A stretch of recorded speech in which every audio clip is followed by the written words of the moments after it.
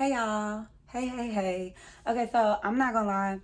I was not gonna post anything today because I'm tired and I couldn't really think of nothing. But then as I was about to get ready to take my shower, the word bullying came to mind.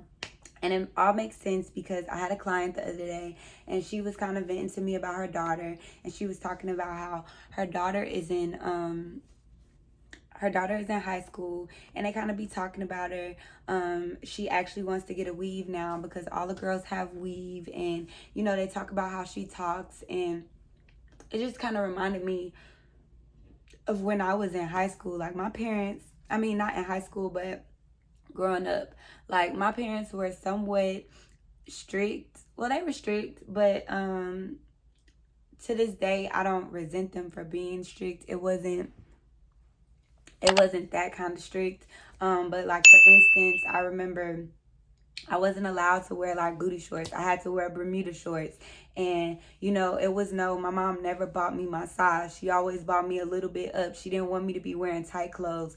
My mom was big on not wanting me to look ghetto. So she wouldn't let me wear baby fat or apple bottoms. Like I did have my little selection pieces, but it was never nothing that was just really outstandish. She always, like for the most part, I would have on Van Heusen or what's the other stuff?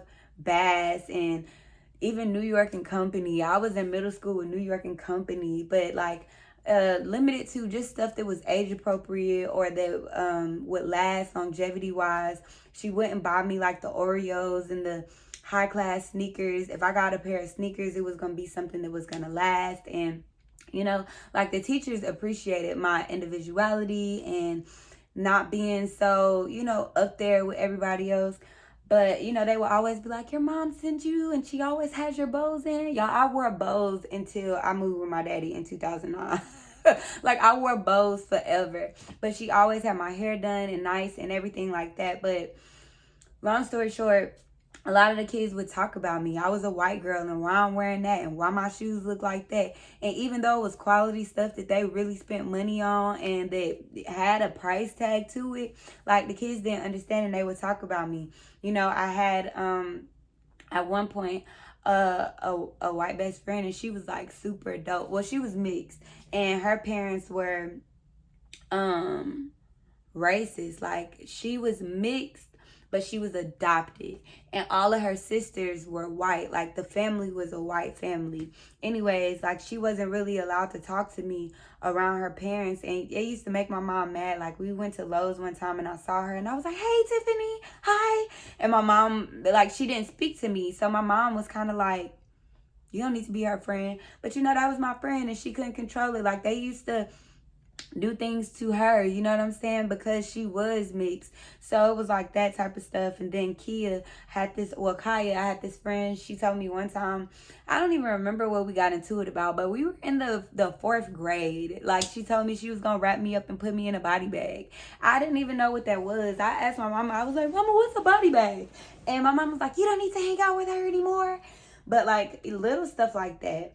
And I remember in sixth grade, I had a boyfriend. His name was D'Angelo. We just used to talk and sit together at lunch. But that was my boyfriend. And I remember we broke up. And around that time, that's when Sierra was popping. This beat is automatic, supersonic, hypnotic. Like, yes. Around that time, even though it's a fly in here and it's fucking pissing me off. It's pissing me off, okay? But anyways, with that, around that time was when everybody was saying she was a hermaphrodite or a man. Ooh, a hermaphrodite or really like a man or whatever they call it. And, my mom never really let my clothes be tight. So when I would sit down, the front would kind of bunch. And, he would tell people how y'all think Kiana a man and, stuff like that. And it bothered me, but I was always vocal with my parents and really my mom about that type of stuff, and she would talk me through it. And I think it's so important to remember to talk to your kids and see what they have going on at school, because stuff gets real, and it's so important to teach our kids that at the end of the day, people are going to talk about you. It don't matter what you do. It don't matter if I come and I send you, like, some of us are not going to be popular ever. Some of us, or will eventually be popular, but it's growing pains to becoming that. And people gonna talk about you. They be mad, whether it's that they see that you loved, or they see that like, I don't know kids' reason of talking about you, or maybe they don't have love at home, or they see that, you know, you're well polished, or they know what they have to do to get they stuff. I don't know what kids' little situation is, but especially now, it's so different, and people are so evil and vulgar, and they want you to conform to certain ways and be like them or be like the masses. And I'm big on wanting my children to have certain morals, and I will give them the opportunity to think for themselves. However, I want them to stand firm in who they are. And I think it's so important to talk to your kids and to nurture them through their processes, and to see what is going on with them at school, who's saying what, you know. And to get in their head and build that confidence within them so they stand firm in who they are. Because at the end of the day, you cannot please everybody. Like, talking proper, there's nothing wrong with that. My teachers seen the beauty in me and how I was well spoken and I was well dressed. And, you know, even though these kids couldn't see it, it was other people that seen it, and they admired it, and they thought I came from good parents, and, you know, things like that. Even though I wasn't wearing the latest, trendiest urban wear, I didn't have to. We all have different, you know, different vibes and things like that. And my mom made me stand firm in that. She didn't fold. She didn't make me or allow me to adapt and conform. She stood firm. I want you to look like a young lady, and I want you to, you know, so I think that is very, very important. Another example is when I was in 9th grade, I had this boyfriend. He was my first real boyfriend, and my daddy did not know about him. But, you know, he basically, me and him got sent to ALC together. At the end of the school day, ALC is an alternative school. At the end of the school day, he came to me and he brought me a phone and a tablet, and he was like, take this for me. They were dead, and, you know, this is my man's, so I'm okay, whatever. And, you know, we got on the buses. I went home. So next day I found out he got in a fight with a Hispanic guy, and he ended up taking his phone. But I knew, because when I went home, of course, Trap Queen, I'm going to charge his phone for him and his the tablet.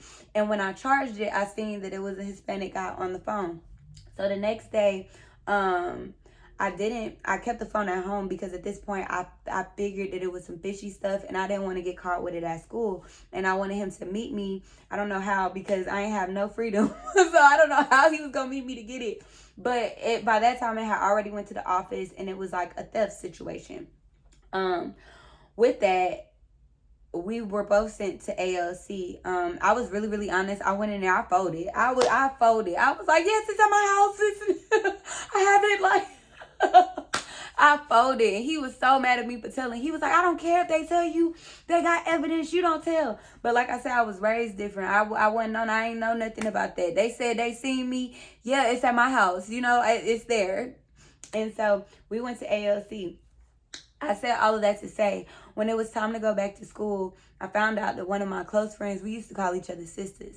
So, you know, at the time when I went to ALC, she became the cool cat. Everybody want to know, well, what happened to Kiana? And ain't y'all sisters? And tell us so and so and so. So this wench was really building the illusion like we were sisters, and she went home and daddy got on me. And she said that it was about something totally different. And that was not why I got sent to ALC. And it was just really embarrassing, because I knew while I went to ALC, I did my time there. I was out in the 6 weeks that I was supposed to be out of. I had all of my papers and check marks, because in ALC, we had to walk in like bubbles. We couldn't talk to each other. Like, literally, it was for bad kids. I remember the kid, it was some 7th graders in there, because they had gave a teacher weed brownies. You know, I'm like, I'm not supposed to be here. But anyways, I did not want to go back to a regular school, like my regular school. I wanted to go to another school.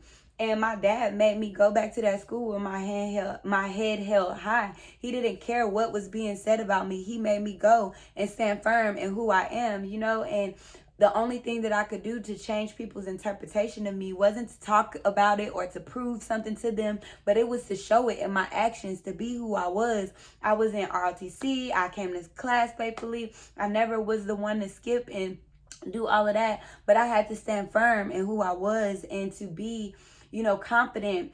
And even though that decision and that situation led me to ALC, at the end of the day, I went back and I proved that I am who I say I am. And you know what I'm saying? Like, regardless of the rumors she spread, people stop believing it, because at the end of the day, you see the fruit. You see my fruit. You cannot debate with my fruit. Like I said, I extract the biggest lessons out of the smallest situations. And it, like, thinking like that after I talked to her and we had a deep talk about, I gave her some advice to her daughter about standing firm in who she is. And, if you talk white, it is what it is. That's great. You well-rounded. You're able to have conversations with multiple people. Like, she has a Asian best friend. That's everything. Like, you're able to communicate with different cultures. Like, they don't see the strength in you, but you have to remind your children that it's there. You know what I'm saying? You stand firm in who you are.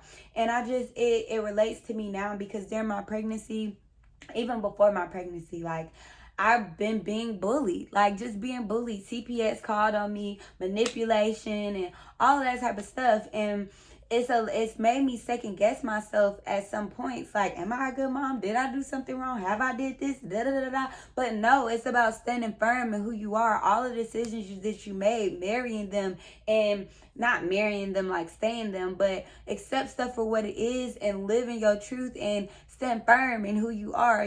So that is the message. Like, bullies, it don't stop at school. It doesn't stop when you graduate. It doesn't stop. Like, it continues. You could get bullied in the workplace, but as long as you stand firm in who you are and allow your fruits to be your defense, you can't argue with everybody. People be mad. They just be mad. It don't matter. My mom was spending money on my clothes. It just wasn't places that people were familiar with. Van Heusen, Bass, New York and Company, Izod, like, that's some nice stuff. Some of that stuff I'm just now getting rid of, and it's years and years and years and years, like years ago, but it's all about standing firm in who you are. Even though I would vent to my mom and be like, they talk about me, she didn't say, well, we're gonna go buy you apple bottoms and we're gonna change she didn't say that. She said, she built confidence in me and would pour love into me, you know what I'm saying? And make me stand firm in who I was. And yeah, he said that you were a girl, boy, or whatever. At the end of the day, though, like, you're still beautiful. You're still gonna wear this, like, and it is what it is. My parents never allowed me to conform to what people wanted me to conform to. And I just see how, as I'm healing and growing back into that person that loved myself so much and stood firm in who I was, and didn't have to adapt to the crowd and what people thought was right and logical or whatever. My logic and what I think is right and my morals is what matters. And I'm going to stand firm in who I am. And that was just the lesson. Like, I really wasn't going to come on here or anything, but that was, as I was like wiping my face and stuff, I was like, that's going to be the message. You going to show up, because it's Vlogtober. We posting every day. No excuses. Minus the day that long video wouldn't upload. But yeah, posting every day with no excuses. And that's the lesson. Like, first, if you have kids, interact with them. See what they got going on. Make sure that you building that confidence and instilling that confidence in them so that they can stand firm in who they are. Don't run away from, your story, or be silenced, or feel bad about what you wear or how you talk or what you do or whatever. Stand firm in who you are, period. And that's what it is. But yeah, I hope this video was edifying, and y'all know I love y'all for real. Sealing this with love and light. And it's just a reminder to stand firm in who you are. I don't care if it's at the workplace. I don't care if it's on your platform. If you make YouTube videos and you feel like don't nobody like your content or whatever, stand firm in who you are. Like, you are you for a reason. All of us not gonna just be super popular and everybody just catch on. Like, some of us are black sheep. Some of us, it don't matter what we do. People are gonna talk about you. They be mad, whether it's a light in you, whether it's a whatever it may be. Like, people be mad. It's something within you to where it's making them mad, you know, and it is what it is. It's nothing that you could do about it, but stand firm in who you are. But y'all, good night. I'm so tired. Tomorrow I get my ultrasound. Oh, I wanted to share with y'all, like I said yesterday, a lot of times we highlight the negativity. Well, a lot of times I highlight the negativity, but just as much negativity comes to me, positive things comes to me. So I got a gift from one of my clients, and she got me a 20 pack of baby washcloths.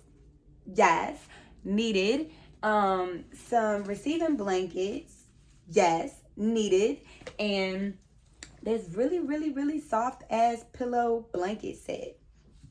Needed and appreciated. So for every bad thing that is sent your way, there's 3 more positive things sent your way. You know what I'm saying? Like, just, I thank God for everything that he's done, everything that he's doing right now, and everything that he will do. I am divinely protected and guided, and I'm just thankful for life, and I am going to stand firm in who I am. Period. Love y'all, and good night.